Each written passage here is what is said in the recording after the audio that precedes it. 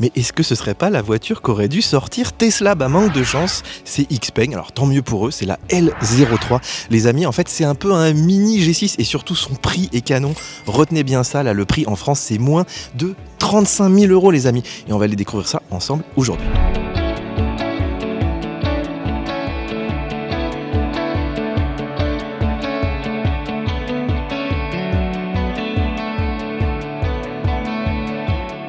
Alors aujourd'hui je suis avec Max BLD qui est juste derrière la caméra. D'ailleurs Max, je t'ai même mis un micro pour que tu puisses interagir avec nous. Tu auras aussi fait une petite vidéo sur ta chaîne. Je vous mettrai bien sûr le lien puisque nos vidéos sont très complémentaires. Nous on va s'intéresser beaucoup à la tech. Toi tu vas parler de pas mal de choses, notamment le design, l'intérieur. Et d'ailleurs je voulais qu'on commence par le design Max. En fait cette voiture, tu vois on dit souvent les voitures chinoises, elles n'ont pas beaucoup d'âme, pas beaucoup de personnalité. Bah, moi je trouve que cette voiture elle est quand même assez statutaire. T'en penses quoi toi? Bah, c'est pas mal, ce qui est bien surtout ce que j'ai aimé moi c'est le format plus petit qu'un G6. C'est plus gros qu'un Scénic quand même, hein. Faut avoir ça en tête. Mais c'est un format qui est plus adapté à l'Europe, je trouve. Bah exactement, on vous mettra les dimensions, c'est 10 cm de moins effectivement qu'un G6. Et puis, alors c'est vrai que le design, on retrouve un petit peu des airs de Polestar, la Polestar 4 avec son petit museau ici. Mais la Polestar 4, moi je l'adore, donc c'est plutôt une bonne référence. Après, de profil, là si tu viens avec moi un petit peu à l'arrière, il y a un petit côté un peu inspiration Macan, YQ7, Ferrari Puro Sangue. Moi je trouve que c'est quand même des belles références, tu penses pas toi? Bah, c'est pas mal, moi ce que j'aime bien c'est le bandeau de feu à l'arrière. On a un SUV coupé donc on aura les inconvénients aussi, donc pas d'essuie-glace par exemple. Mais je trouve que c'est assez réussi et ce petit décroché qui me fait penser à une marque allemande. Un petit peu, c'est vrai. Là, tu vois, ici, c'est des fausses prises d'air. Alors, par contre, moi, il y a des choses qui m'agacent un petit peu maintenant. C'est la mode de mettre du piano black en partie basse. C'est-à-dire tous les gravillons, là, ils vont te faire des rayures. Je sais pas trop comment ça va vieillir ici. Mais bon, c'est vrai qu'au niveau du design, il faut la voir en vrai, cette voiture. Mais voilà, moi, je trouve qu'ils ont réussi quand même, Xpeng, à faire des voitures assez statutaires. Hein, les G6, les G9, surtout dans des versions full black. D'ailleurs, là, on a une couleur violette qui est inédite. Il y a aussi un gris qui est inédit. C'est vrai que sinon, la plupart des Xpeng, elles sont un petit peu tristounes. Mais souvent, ce qui fait la différence, par exemple, c'est les jantes, Max. C'est ça, ici on aura du 18 ou du 20 pouces selon les versions. Et ici, je crois qu'on a du 18 pouces en version standard. Donc c'est la version très éco, on va dire. Oui, bah c'est la meilleure en termes de confort et puis effectivement d'autonomie. Et je trouve que ça va, ça fait pas trop caddie, tu vois, ça fait quand même des belles jantes pour la voiture. Donc c'est plutôt pas mal. Un petit détail aussi en termes de design, enfin plusieurs détails même, c'est le retour des poignées, voilà, des vrais poignées. Comment ça se fait, Max? Bah oui, c'est très à l'ancienne ça, mais finalement c'est une réglementation chinoise qui maintenant légifère sur les poignées électriques parce qu'il y a eu trop de problèmes en cas d'accident notamment. Exactement. Alors il y a un truc que j'aime bien, c'est que ici en fait tu as des supports pour les rétros. Alors vous allez me dire c'est un petit peu bizarre, ça on l'avait vu chez Volvo, chez Polestar. En fait si tu par exemple arrives dans ton garage et que tu rabats tes rétros, ça permet quand même d'avoir une vue à 360 puisque les caméras sont juste en dessous. Et d'ailleurs on va parler un petit peu de tech parce que cette voiture est très techno, il y a des caméras un peu partout.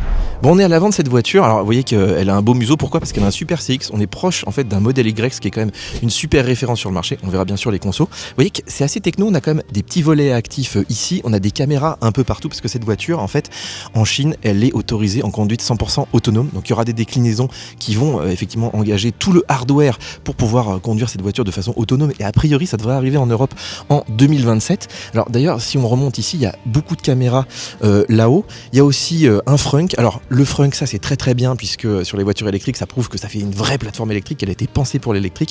Il sera un petit peu plus petit si tu es donc en version 4 roues motrices qu'en version propulsion.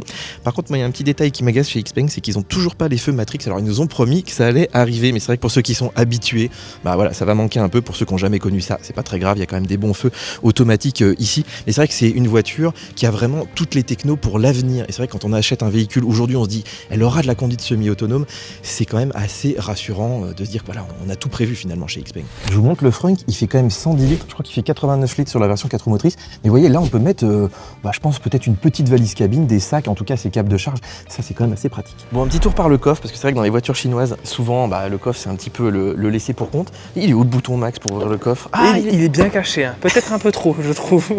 Mais c'est bien, il est en partie haute donc effectivement, il se salit moins. Alors le coffre il est plutôt pas mal.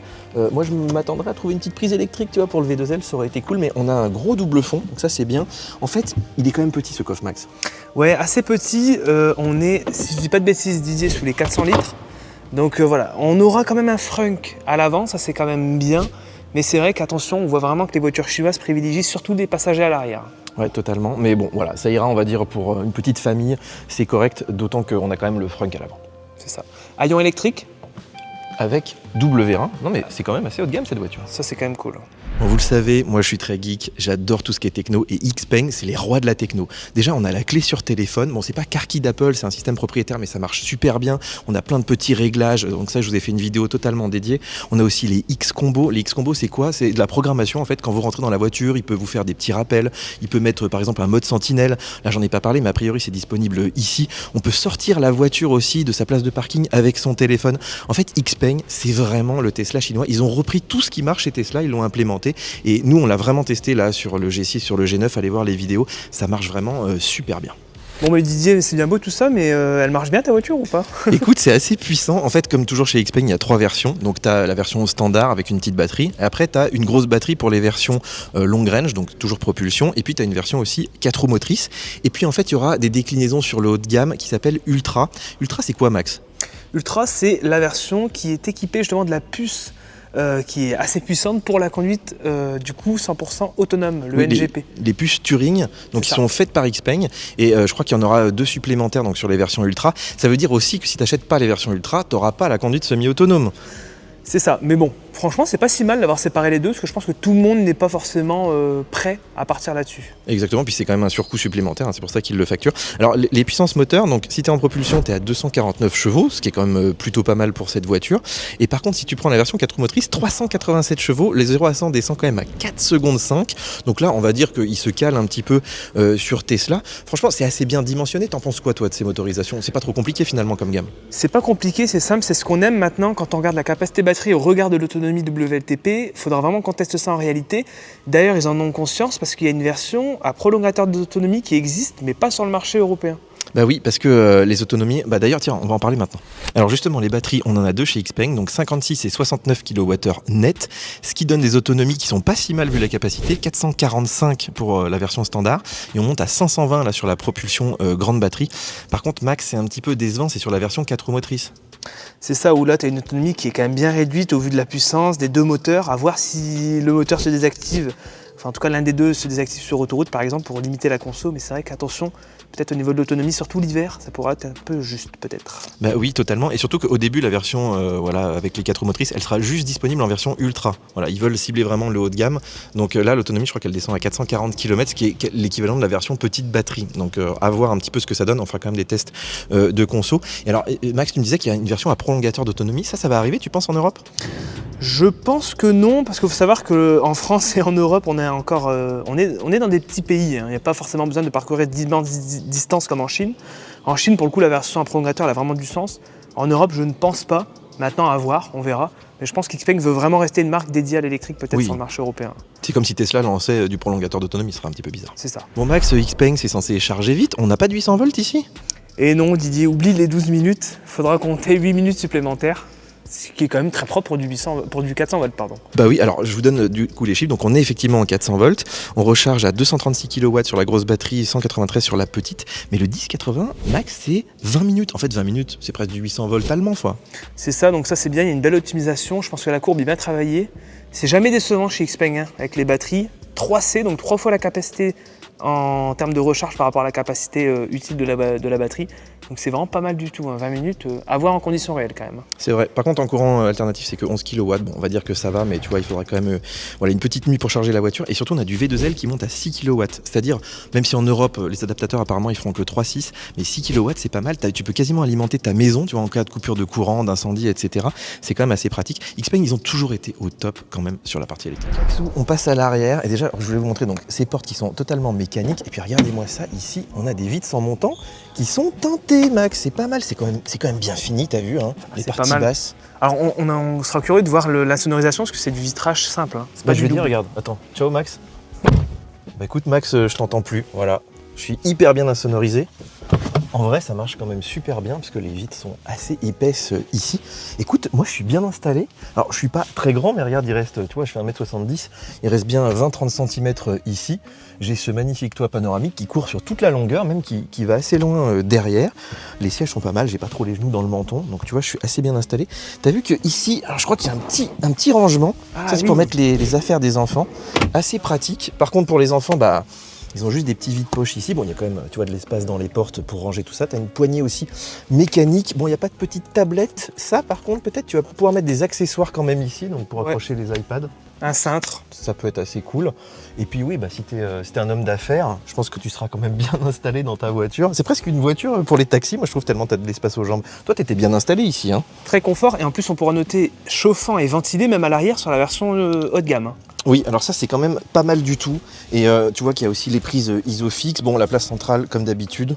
Petit porte-gobelet, il n'y a pas de repose smartphone. En fait, il n'y a pas de fioriture, ils ont fait un petit peu d'économie, mais sans plus quoi. C'est ça, c'est efficace, c'est ce qu'on aime dans les voitures chinoises finalement. Ouais, totalement. Et puis franchement, l'espace est vraiment super. Tu vois que les petites prises USB, elles sont en partie basse. Bon, moi maintenant j'aime bien quand elles sont ici sur les sièges. On a quand même des poignées, des petites liseuses. T'as vu? En fait, on a vraiment, je trouve, là, on a de la feutrine, mais comme sur le haut de gamme allemand. En fait, c'est assez étonnant. Même ici, tu vois, les LED, je trouve que c'est fait assez finement en fait cette voiture. Vraiment, moi je trouve qu'on pourrait se dire qu'on est presque sur du premium finalement. C'est très sérieux et surtout l'assemblage, tu vois, ça craque pas, ça bouge pas. C'est pas le cas dans toutes les voitures chinoises, mais chez Xpeng pour le coup c'est vraiment pas mal. Et là ils l'ont pas bâclé, tu vois. Totalement, t'as l'impression d'avoir un mini G6. Alors Max, regarde, il y a une petite trappe à ski. Donc, tu veux partir au ski avec cette voiture, tu fais basculer ici tout le siège, tu vois, donc ça c'est quand même pas mal. Là aussi finalement, tu vois, il y a quand même des équipements. Bon Max, maintenant on va voir un petit peu l'avant de ce nouveau Xpeng, écoute, qui paraît pas du tout bas de gamme, hein, franchement. Alors, par contre c'est très épuré, hein. Moi je trouve que, est-ce que ça manque pas un peu les boutons physiques? Oui, pour ceux qui aiment un petit peu, c'est vrai qu'il faut aimer le côté très épuré. Et surtout, Didier, est-ce que ce serait pas une recette qu'on connaît déjà? Oui, c'est vrai que chez les Chinois, en fait, ils reprennent un petit peu tout ce qui marche ici. Alors attends, je vais fermer la porte pour qu'on ait un peu moins de bruit. Mais c'est vrai que voilà, c'est la disposition, en fait, moi j'appelle ça à la Tesla. Tu vois, les smartphones ici, le porte-gobelet, le grand accoudoir, parce qu'il est quand même assez profond. Ce qui est bien, la console flottante. Donc tu vois, les filles, tous ceux qui aiment mettre des... Même, tu vois, nous on met nos ventouses. Enfin, c'est agréable d'avoir des vides-poches aussi un peu par là. T'as vu qu'il y en a encore un devant. Et il y a un truc qu'on n'a pas dans le G6, c'est aussi une boîte à gants. Ah, la boîte à gants. Manuel, hein, pas électrique. Manuel, ce qui est une bonne idée. Ça, c'est une bonne idée, c'est bien. Finalement, c'est les Chinois qui nous forcent à avoir, tu vois, le retour des boutons maintenant. Et on a une assise, alors toi tu t'es assis, c'est quand même hyper bien équipé les sièges. C'est bien équipé, chauffant, massant, ventilé pour les grosses versions. Par contre, ça manque un petit peu de maintien quand même. Un petit peu. Alors je vois vers toi qu'il y a un beau haut-parleur. En fait ici, je crois qu'on a jusqu'à 1000 watts. On a un super système son. Hein. Ouais, on testera parce que dans le G6, ça avait été un poil décevant. Donc je suis curieux de voir si ici, ils ont fait des économies ou pas là-dessus. Mais dis-moi, c'est quoi? C'est un haut-parleur ça? Et non Didier, tu pourras mettre ta caméra, ta petite DJI ou quoi pour faire tes petites vidéos directement sur le tableau de bord. Oui, en fait, ils en ont mis un petit peu partout, tu vois. Je crois que voilà, t'en as une aussi ici. Et en fait, c'est pas que pour les caméras, hein, c'est aussi pour mettre tout un tas d'accessoires dans la voiture. Alors, tu vois qu'on a quand même des boutons ici pour les fenêtres. Il y a quand même encore des boutons physiques, des vrais boutons pour la porte. Donc, tu n'as plus besoin d'appuyer, de chercher les boutons. On a ce nouveau volant. Alors, qu'est-ce que t'en penses de ce volant, Max? Ah, il fait plaisir parce que le volant du G6 était pas hyper agréable en prise en main, même au niveau du style. Ici, on a un volant qui est quand même plus moderne, plus sympa. Maintenant, ça reste à voir en conduite toujours sur route. Hein. Moi, j'aime bien voir la différence entre le studio, le statique et la conduite réelle. Alors moi, j'aime bien quand même les petits volants, même s'il est un peu écrasé comme ça, parce qu'en fait, c'est pour qu'on voit l'écran, tu vois, qui est derrière. Ouh, j'ai le massage qui s'est activé. Alors tu sais qu'on a des massages, je crois, dans la version Ultra, même dans l'assise. Donc ça, c'est pareil, c'est des choses chez les Allemands, il faut aller taper à peu près 100 000 € pour avoir ça. Et tu vois qu'il y a des petits boutons ici, je crois que c'est pour les caméras, les modes aussi de conduite. En fait, c'est assez inspiré Tesla aussi. D'ailleurs, là, vraiment, on a le Komodo Tesla. En fait, Tesla, c'est pas un peu le modèle de cette voiture? Ça a l'air un petit peu, on attendait la petite Tesla, tu sais, plus petit qu'un modèle Y. Est-ce que finalement, on n'y serait pas? J'ai l'impression quand même. Et puis surtout, ils gardent les bonnes idées, ils gardent les commodos, tu vois, pour les clignotants, les essuie-glaces. Moi, je suis quand même impressionné par la qualité, tu vois, des boutons, des petites molettes. C'est bien assemblé, c'est vraiment hyper bien fini cette voiture. Alors, par contre, ils ont fait des économies. Par exemple, t'as pas de rétro caméra comme, tu vois, sur la P7 Plus. Voilà, là, t'as des gros boutons manuels, donc c'est plutôt pas mal parce que c'est efficace quand même. C'est efficace, et puis pour revenir sur le volant, t'as vu la largeur de la branche? Ça fait penser un petit peu à BMW. Oui, c'est vrai. En fait, ils ont les bonnes inspirations, les Chinois. Ils sont pragmatiques finalement. C'est ça, efficace. On va parler un peu des écrans. Et en fait, regarde, il y a un autre écran, ça c'est celui qui est repris de la P7 Plus. Donc c'est un énorme afficheur tête haute. Tu l'avais bien aimé sur la P7 Plus? Génial, t'as la caméra d'angle mort, de caméra de recul aussi, qui sont projetées dedans. Ça, c'est quand même chouette. Hein. Hyper pratique et franchement il était vraiment hyper large, je crois que c'est l'équivalent d'un écran de 28 pouces, c'est monstrueux. Et alors là on a un grand écran, 15,6 pouces, c'est quasiment comme chez Tesla, et vous voyez d'ailleurs il est hyper fin, il n'a pas beaucoup de bordure, il fait vraiment très quali cet écran. Et Max, mais dis donc, ce serait pas Google ça? Et si, on a enfin une carte Google avec les services Google. On a aussi le trafic, les points d'intérêt, etc. Donc ça c'est quand même pas mal. Et un planificateur dédié pour partir en voyage. Bah oui, et c'est le planificateur Google, donc a priori il est un petit peu meilleur. Par contre on était assez étonné de voir que c'est pas très fluide Google Maps, alors que d'habitude sur les Android automotifs ça marche bien. Alors bon, c'est de la pré-série, on verra un petit peu. Et on a un nouvel XOS, je crois que c'est la version 6 si je dis pas de bêtises. Oui. Donc ils ont revu un petit peu l'interface, c'est un petit peu plus ergonomique, même si je trouvais que Xpeng c'était pas mal. D'ailleurs on vous a fait une vidéo hein, sur les systèmes Xpeng. Donc là ce qui est bien c'est qu'on a beaucoup d'applications, on a aussi des applications natives, par exemple Spotify, on a aussi du streaming, donc on a quand même pas mal de choses. Ils ont regroupé aussi tous les réglages de la voiture là, vous voyez ici, mais ça c'est un petit peu du courant chez Xpeng. Toi, en fait, l'interface Xpeng a été déjà pas mal de base, non? Elle était bien, elle marche bien, elle est stable, j'ai pas eu de crash, j'ai pas eu de bug, franchement, rien à dire. Tout ce qu'on pourrait peut-être améliorer, c'est un poil plus de fluidité, tu vois, par rapport à ce qu'on a chez Tesla. Mais honnêtement, à l'usage, vraiment chouette. Et là, tu le montres, il y a les caméras 360, etc. Donc tu vois, c'est vraiment un mini G6. Oui, totalement. Bah ça, par exemple, tu vois, il n'y a pas trop de zones mortes ici. Tu peux quand même regarder tes jantes. Ils ont quand même vraiment, effectivement, un bon système. Bah, leur modèle, c'est Tesla. Hein, c'est vraiment le Tesla chinois. Et en fait, ils sont vraiment inspirés de tout. Tu vois, tu as les petites icônes en haut. Tu as effectivement la connectivité. Tu as le fait qu'on peut aussi partager l'écran. Ça, c'est bien, tu vois, parce que chez Tesla, tu peux pas le faire aussi finement, par exemple. Donc, moi, je trouve qu'ils ont aussi cet écran sous le volant qu'on n'a pas chez Tesla ou qu'il faut rajouter en supplément. Et d'ailleurs, celui-là, c'est marrant parce qu'ils ne le proposent pas en Chine, c'est ça? C'est ça, en fait, en Chine, c'est un écran qui est optionnel, alors qu'en Europe, il est 2 séries, donc ça se voit qu'il s'adapte vraiment aux besoins et aux envies, pour le coup, des consommateurs européens. Bon, on termine avec les tarifs, je vous les afficherai ici. C'est vrai que cette voiture est ultra compétitive. On démarre autour de 35 000 €, je ne sais pas si vous vous rendez compte. Et la version qui va vraiment marcher, c'est la long range, effectivement, grande batterie propulsion qui, elle, est hyper bien positionnée. Il y a surtout beaucoup d'avantages, Max, chez les Chinois, c'est qu'il n'y a pas trop d'options finalement. Bah, c'est simple, tu peux juste choisir ta couleur extérieure. L'intérieur, évidemment, aussi, tu as 2 teintes différentes. Mais c'est simple en fait, il n'y a pas de pack comme ce qu'on a chez les Allemands, etc. Donc ça c'est quand même plutôt sympa. Au moins c'est clair. Bah c'est clair. En tout cas, nous on a hâte de tester cette voiture. Je rappelle aussi donc il y a une vidéo sur ta chaîne où tu parles un petit peu d'autres sujets. Donc allez la voir, je vous mettrai bien sûr les petits liens en description. Et puis on se redonne rendez-vous là dans quelques mois pour tester donc cette Xpeng L03. Et je sais pas ce que tu en penses, mais à mon avis, ils vont en vendre pas mal. Hein. Ah bah c'est sûr, au niveau du format, du prix, et surtout plus adapté à l'Europe que le G6 qui était quand même un format au-dessus et aussi bien plus cher. Bah on est d'accord. Bon allez, on s'abonne les amis, on s'abonne aussi chez Max et puis on se retrouve très bientôt sur la chaîne. Ciao ciao.